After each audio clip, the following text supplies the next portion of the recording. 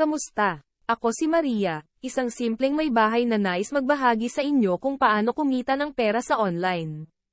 Una, pwede kang magsimula sa freelancing. Kung may alam kang gawain tulad ng pagsusulat, graphic design, o virtual assistance, maaari kang mag-offer ng iyong serbisyo sa mga online platform tulad ng Upwork o Freelancer. Pangalawa, pwede ka ring magtinda ng mga homemade products online.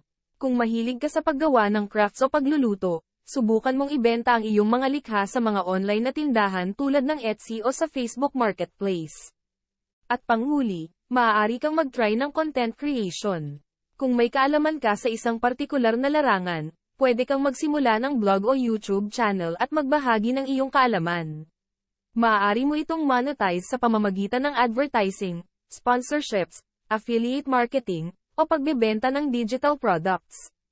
Sana ay nakatulong ang mga tips na ito sa inyo.